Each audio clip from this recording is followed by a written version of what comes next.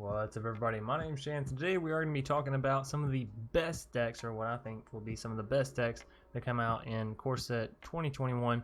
Now, some of these decks I talked about today on stream over on twitch.tv/DrSpilk, and if you want to go toss a follow, by the way, tomorrow we're going to be live with all of these decks, trying them, testing them out. I do recommend you hop over there for the pre-release event. Shout out Wizard of the Coast, by the way, for access to that. As always, you'll probably be able to find a link to my Twitch down in the first comment, down in the description. If you go type in Dr. Spelkin on Twitch, you'll find it, all that great stuff. Anyways, on to the decks that we're playing, or rather some of the decks we're going to be playing, and which ones I think will actually be competitively some of the best decks from M21, some of the best decks to climb you with, just in general, like fire, right? Just bangers. So the first one is going to be a Jund Gadrak sack. I don't think anybody, well, I don't think too many people are excited about this one, but it's going to be very strong. It's going to be a great way to climb, and it's going to be very, very efficient. So basically, you're taking the old Jund Sacrifice deck. You know, you have the Cauldron Familiar, you have the Witch's Oven, the Gilded Goose, Mayhem Devil, Corvold, all that great stuff. However, you're getting some really, really nice additions. One, you're getting Village Rights. So, you know, anytime, let me go over here real quick. So anytime your opponent's going to, you know, remove one of your creatures, whatever, you can pay 1 mana, just 1 simple mana, instant speed, sacrifice a creature, and you get to draw 2 cards. So it's going to proc your Mayhem Devil, it's going to proc your Gadrak, it's going to proc your Corvold. It's beautiful, right? Village Rights, this is an insane common. I recommend everybody go pick it up. It should be in almost all of your Aristocrat decks, if not every single Aristocrat deck, right? Another new nice addition is Heroic Intervention. So this is going to, at instant speed for only 2 mana, give all your permanents hexproof and indestructible. Fantastic, right? Keeps us alive against those Storm's Wrath, against those Kaya's Wraths, against those a lot of Wraths, huh? Against those Shadow of the Skies.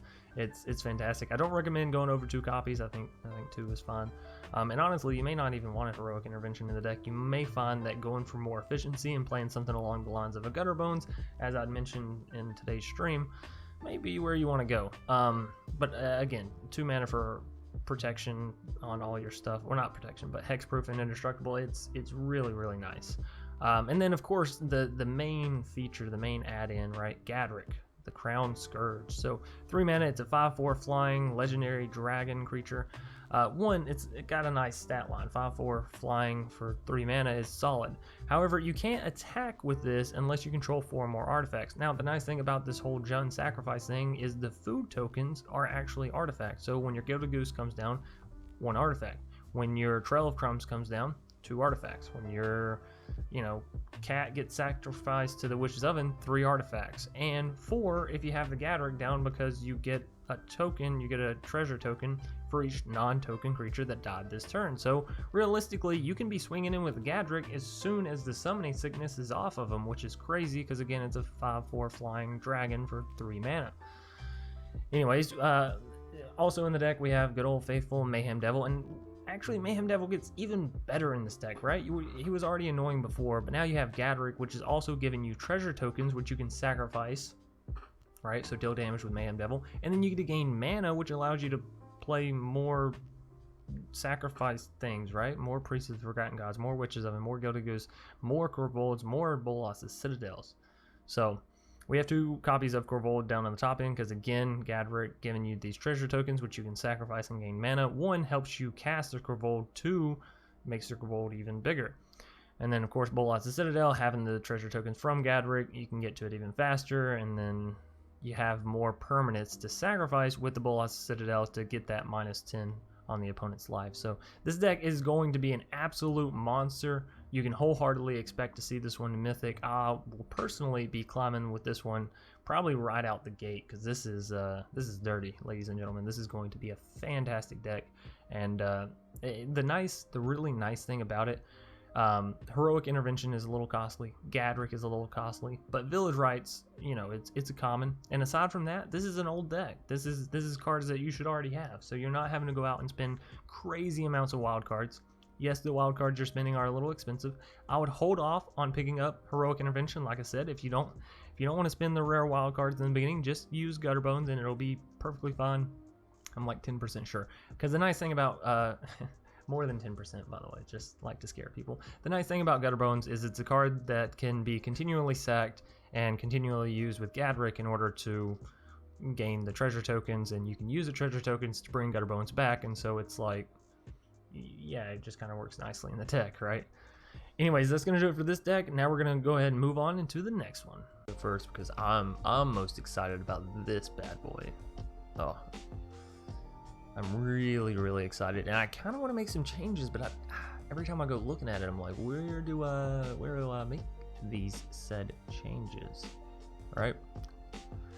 Anyways, this is going to be the Terror of the Peaks Gruel Aggro list. So Terror of the Peaks, for everyone that's been hiding in the dark during these Core Set 2021 spoilers and all that, it's a 5 mana 5/4 flying dragon. So we're getting dragons back, and we're getting them back strong. This card reads, spells your opponents, this is important for Commander. Spells your opponents cast that target Terror of the Peaks cost an additional 3 life to cast. So all those tempo decks that just want to bounce your creatures, they're not even killing your creature, and they're paying 3 life. That to me is fantastic. Now obviously the removal decks, they're paying 3 life, they're getting rid of this. That's probably worth it to them, because the second part of this card is actually insane. It reads, whenever another creature enters the battlefield under your control, and it doesn't say another non-token creature, it just says another creature, so it can be tokens galore if you want to. Anyways, it reads, Terror of the Peaks deals damage equal to that creature's power to any target. Not to just creatures, not to just planeswalkers, not to just players, to any target. So this is a 5 mana 5/4 with flying, already scary. Then it reads, it has this, I won't say protection from spells, right? But this kind of good payoff for your opponent using spells on it. And then it also has the ability of dealing damage to anything based on the amount of power. So it's crazy. It's crazy the amount of value that this card brings in. 5 mana, ladies and gentlemen, in a standard like what we have, where we have Arboreal Grazers, we have Paradise Druids, we have Leafkins, we have Wolf Willow Havens, we have Euros, we have Growth Spirals. Like, the amount of ramp is actually crazy.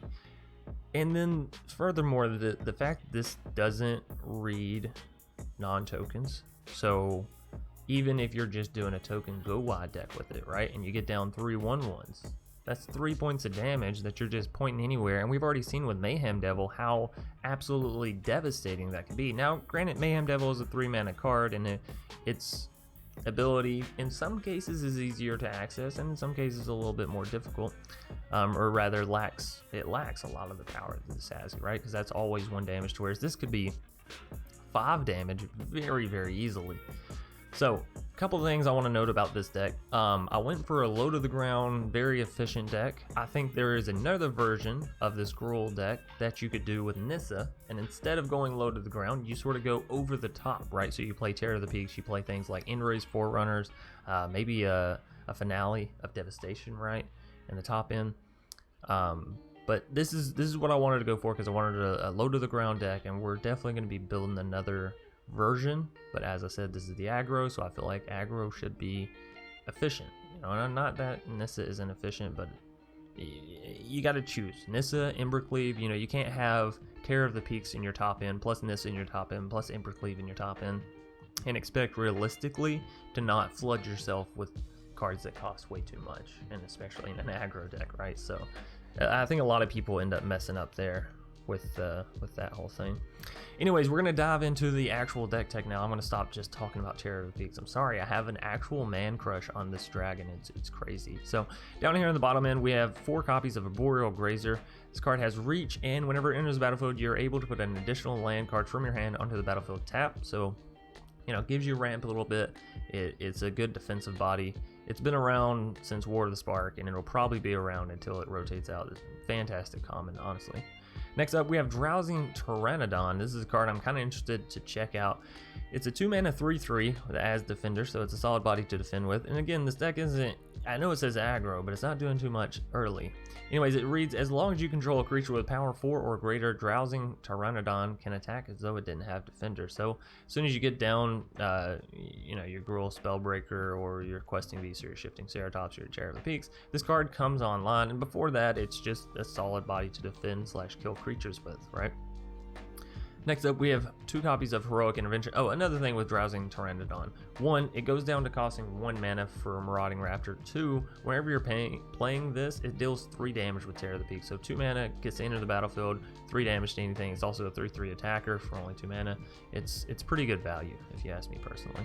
And whenever you have Domri down, it's a 4/3, and Embercleave, it's now a 5/4 with double strike. You see what I'm saying? This little 2 mana card actually gets huge. Anyways, Heroic Intervention, again, we're trying to protect our permanents, we're trying to protect our creatures, all that great stuff. We have Marauding Raptor to reduce the cost of almost all of our cards, except for our Grazer, obviously. But creature spells you cast cost 1 less to cast, and whenever another creature enters the battlefield under your control, Marauding Raptor deals 2 damage to it. If a dinosaur is dealt damage this way, hint, hint, wink, wink, Drowsing Pteranodon, Marauding Raptor gets +2/+0 until end of turn, so it goes from a 2/3 to a 4/3. So if we play the Drowsing Pteranodon or the Shifting Ceratops with the Marauding Raptor, so this is kind of like a dragon dinosaur aggro deck. Anyways, this goes up to a 4/3 if we have the Domri down. It's a 5/3, and then we can use something like Unleash Fury, and now it's a 10/3 that's just smacking, right? Or, you know, equally Embercleave it, now it's a 6/4 that's also smacking. So you see what the power of this deck comes, right? Anyways, Unleash Fury. This one I'm very interested to test out, because here's the thing. Terror of the Peaks reads, whenever another creature enters the battlefield under your control, Terror of the Peaks deals damage equal to that creature's power to any target, right? So my theory is, you full control it, you play your creature down, you have Terror of the Peaks, it procs, it goes up on the stack. Before the stack goes through, you use Unleash Fury and double that creature's power, and then Terror of the Peaks deals double that damage, right? So like you have Terror of the Peaks, you play a Shifting Ceratops, it's going to deal 5 damage, you use Unleash Fury on Shifting Ceratops instead, now it deals 10 damage. I could be wrong, I could be very wrong about that, because y'all know I'm very new to Magic, and the mechanics are still very confusing to me. But that's my theory, and so we have 2 copies of Unleash Fury in here to test that out. If it does work, 1, you're getting to deal 10 damage to any target when Shifting Ceratops or whatever comes down. 2, then you go and haste your Shifting Ceratops, and so now you have a 10/4 that you can also give Trample to that swings in, and it's actually kind of crazy. I don't know if Unleash Fury will work like that, but even if it doesn't, being able to double the power of something like a 5/4 flyer, or even a 5/4 that has Trample or Questing Beast, right? It's crazy, and given it Embercleave as well, we're going to destroy some control decks, and I'm excited about it, ladies and gentlemen. I'm super excited about it. Anyways, Domri, Anarch of Bolas, is up next. We have 4 copies of this card because I believe that with Terror of the Peaks, it is super fantastic. 1, it gives creatures you control +1/+0, so whenever they enter with Terror of the Peaks, they're automatically going to deal more damage. And it makes it to where your Arboreal Grazer, whenever it enters with Terror of the Peaks, will at least deal 1 damage, you know what I mean? Give the little guy something. Furthermore, you can pay 1. You can +1 up on the Domri and gain either a red mana or a green mana. And creature spells you cast this turn can't be countered, so it's super good against those control decks, right? This is the way that you're trying to get your Terror of the Peaks in.